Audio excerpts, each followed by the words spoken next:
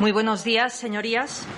El objeto de la presente sesión de la Comisión Consultiva de Nombramientos es sustanciar las comparecencias de los candidatos a magistrados del Tribunal Constitucional y que los jueces elijan a los jueces. Hay que despolitizar la justicia y los órganos constitucionales. Es imprescindible proteger la Constitución de un gobierno autoritario que no respeta la ley. El papel, los medios digitales o hasta cualquier podcast lo aguantan todo. Pero ¿qué hay de cierto en los motivos por los que PP ha mantenido bloqueadas durante meses, cuando no años, algunas de las principales instituciones del Estado? El nombre de alguien desconocido para el gran público puede ayudarnos a entender. Su nombre es Arnaldo. Enrique Arnaldo. El quinto párrafo. Un podcast de Infolibre. Con Daniel Basteiro. Bienvenidas, bienvenidos al quinto párrafo, una conversación de Infolibre para quienes van más allá del titular.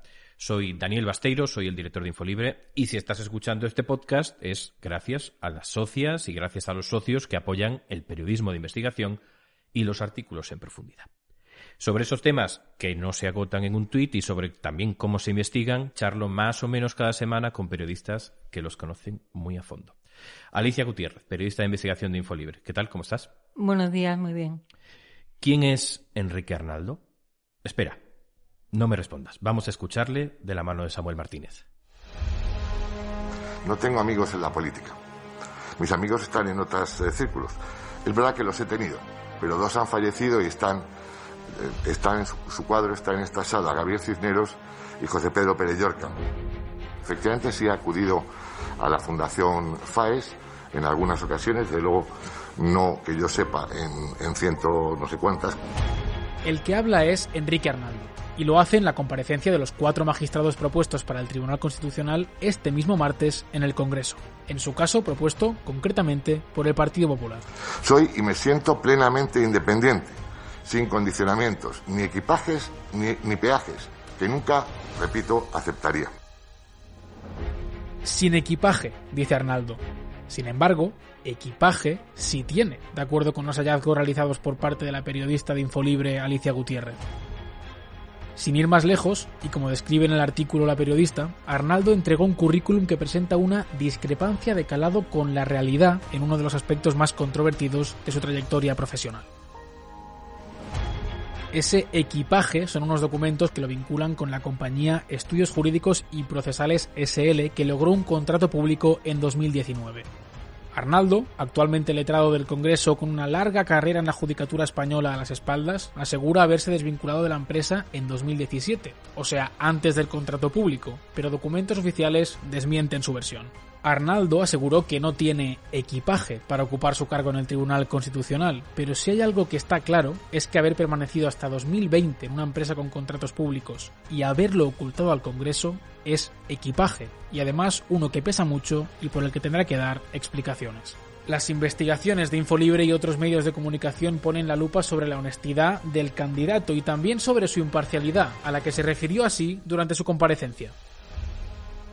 Tan importante como la imparcialidad es la apariencia de imparcialidad, como bien ha dicho su señoría. Alicia, tú conoces bien a Enrique Arnaldo, uno de los magistrados propuestos por el PP. Tomémosle la palabra. ¿Parece imparcial? Básicamente no, porque hay bastantes, muchos o demasiados hechos en su biografía, en sus actividades empresariales, en su forma de tratar a importantes políticos del Partido Popular, que indican que no lo es, o como mínimo que no lo parece. Hagamos un poquito de pedagogía. ¿Por qué debe ser, o al menos parecer, imparcial un magistrado del Tribunal Constitucional? Pues voy a poner un ejemplo. Si imaginemos que la legislación está dentro de un marco y que lo que se sale de ese marco no sirve a efectos legales, pues la Constitución es exactamente ese marco y el Tribunal Constitucional es el tribunal encargado de garantizar que se cumple. Hay quien dice que el Tribunal Constitucional es un órgano político en el que además, sus miembros son propuestos por los partidos políticos. ¿Es el Tribunal Constitucional una especie de tercera cámara? Bueno, como mínimo existe la tentación de que así sea. De hecho, ahora mismo, hace muy poco, tenemos un ejemplo reciente sobre cómo la pelea política se traslada al Tribunal Constitucional, y es la resolución sobre los decretos de alarma, ¿no?, del estado de alarma. Ahí el sector conservador y el sector progresista han discrepado de una manera profunda y radical en algo que en teoría debería aunar el criterio de todos los magistrados. Vamos con tu investigación. La misma mañana en la que comparecía Enrique Arnaldo en el Congreso, publicaste un artículo en el que se decía que ocultó al Congreso que hasta 2020 siguió con una empresa con contratos públicos. ¿Mintió? Creo que sí. ¿Por qué? Porque uno puede equivocarse cuando de viva voz expone algo, pero no si le entrega al Congreso un currículum escrito donde aparece que se desligó de la compañía, que dejó de ser socio abogado en mayo de 2017, es decir, precisando incluso el mes. Y sin embargo, los documentos oficiales, los del registro mercantil, son el expediente administrativo del Ayuntamiento de Las Rozas sobre un contrato otorgado a esa empresa, Estudios Jurídicos y Procesales S.L., en noviembre de 2019, todo eso y más documentos demuestran que mantuvo su vínculo, no solo su vínculo, sino su cargo de administrador solidario, que en una SL, en una sociedad limitada, es el cargo máximo, equivale al presidente de una sociedad anónima, lo mantuvo hasta noviembre de 2020. No es cierto, él en el Congreso adujo que, dado que había un fallecido, un tercer socio que había fallecido, la venta de acciones se pospuso y se demoró. Pero tal como explicaron expertos, algunos con nombre y apellido, otros fuentes que pidieron el anonimato, pero es así, el cese como administrador solidario es cuestión de días. No es cierto que haya que demorarse. ¿De qué manera accediste a esa información? Y para que todo el mundo nos entienda, ¿cuál es el problema, ¿no?, de que hubiera estado en esa sociedad hasta 2017 o 2020, ¿no? Es decir, hay un problema de incompatibilidades, de un régimen pues que el Congreso exige. ¿Cuál es el problema aquí? A ver, por cierto, que el Congreso se negó a darle a Infolibre la información solicitada sobre cómo había que interpretar un precepto. Hay un estatuto del personal de las Cortes que en uno de sus artículos es muy claro e inequívoco, que es incompatible que un funcionario ostente cargos en una sociedad que presta servicios a administraciones públicas. Y es exactamente lo que hace Arnaldo, ¿no?, que es funcionario en el Congreso. Exactamente. Es decir, esta empresa, de hecho, sigue prestando servicios, aunque él ya no consta. ¿Cuál es la explicación que da Arnaldo? Y ahí es donde caben dos opciones: o que está incumpliendo la ley, cosa que no sabemos nosotros aún, o que quien hace la ley hace la trampa. Él dice que los contratos de esa empresa no son de prestación de servicios, sino de asistencia jurídica, que es distinto. Como si la asistencia jurídica no fuera un servicio, ¿no? Exactamente. De hecho, el contrato del Ayuntamiento de Las Rozas, el enunciado dice un contrato de servicios de defensa jurídica ante tribunales. Es decir, que un señor que es letrado en las Cortes pertenece como máximo administrador, junto con otra persona que también era administradora solidaria, a una empresa que quizá pueda encontrarse en un pleito donde un ayuntamiento pleitea con algo que discrepa en su posición del Congreso. Es decir, que aquí estamos, para empezar, ante una posible incompatibilidad. Es decir, un funcionario público, un letrado en las Cortes, que en teoría no podría tener contratos, negocios, servicios con la Administración, y después la posibilidad de que lo haya ocultado, ¿no?, que no lo haya detallado así al Congreso. ¿Es eso lo único que permite dudar de su imparcialidad e independencia? No. ¿Qué más hay? Pues vamos a empezar de adelante hacia atrás. Lo más reciente. Las conversaciones que en 2016 interceptó la Guardia Civil mientras investigaba a Ignacio González, expresidente de la Comunidad de Madrid, sobre quién debía ser el fiscal anticorrupción, el fiscal general del Estado, en la que este señor, Enrique Arnaldo, se comprometió con Ignacio González a intentar conseguir que fuera un fiscal general bueno, el bueno entre comillas. Bueno para Ignacio González, claro, para el PP. Bueno para Ignacio González.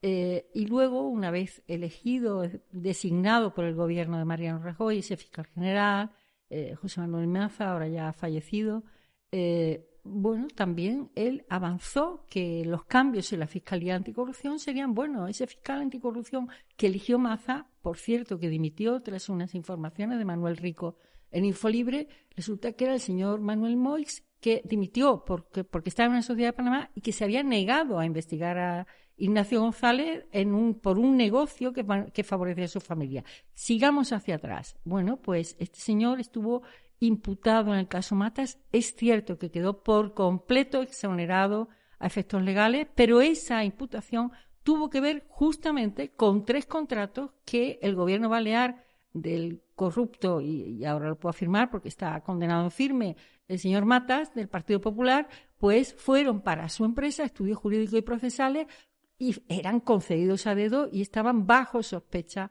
de amaño. Hay quien puede pensar que como esto lo deciden los partidos, o al menos los proponen, es un poco lo de siempre, ¿no? De que todos son iguales. ¿Es este el caso? ¿Es así? ¿Todos están igual de cuestionados que Enrique Arnaldo? No.